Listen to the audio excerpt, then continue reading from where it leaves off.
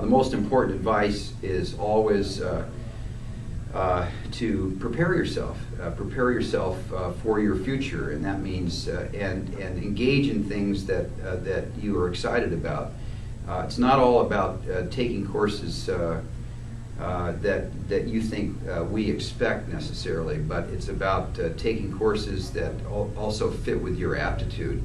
Obviously, we need breadth and depth. We'd like you to be very involved in the strong curriculums in schools, but in reality, we also aren't expecting that you have taken every single advanced placement course that they offer, because that'll kill you. And what we want you to do is also enjoy your secondary school, middle school, and secondary school experience. So pay attention to the good advice you'll get, and I think you'll go a long way towards your goal of making this transition to higher education. Great. Just piggybacking on what you said about enjoying high school.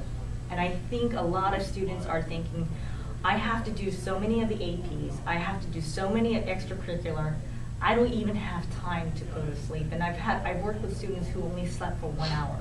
Yeah.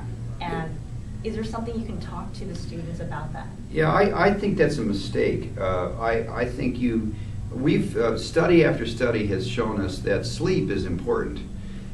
We have programs. We even have a sleep institute at Stanford. So, wow.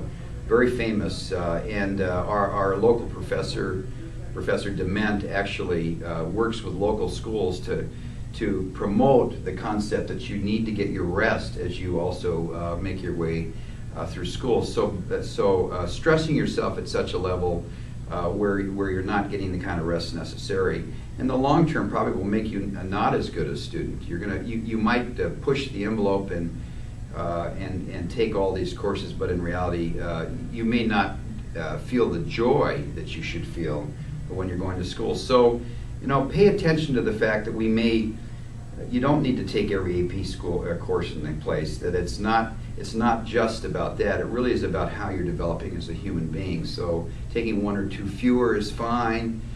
You'll still be extremely competitive for colleges.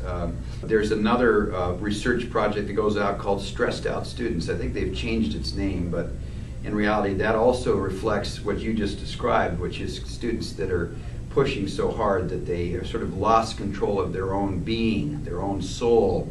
And that's not the right way to approach this, because therefore all you're doing is you're sort of approaching it mechanistically and ramming all those courses down and taking the exams and sort of losing control of your adolescence. We don't think that's a great idea.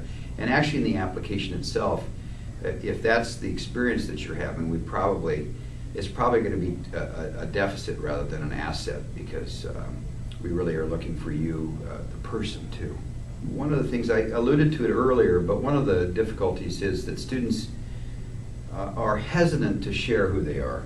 Yes. So it's not just that there might be much more, but we don't see it. And so they write perfunctory essays. They kind of write what they think we want to read. They go to those silly guidebooks and think that's the way, that's what will get me in. Sometimes they can be misadvised as well, or friends are driving the process, or even parents sometimes can misdirect. And the truth is that you just need to really spend some time reflecting on what the essays are asking, and then spend some time really engaging them in a way that brings who you are to the forefront. And some kids are incredibly mechanical. It reads mechanically. All of the numbers are there, yet they're not competitive. And that's because we, at the end of the process, are really not sure who they are.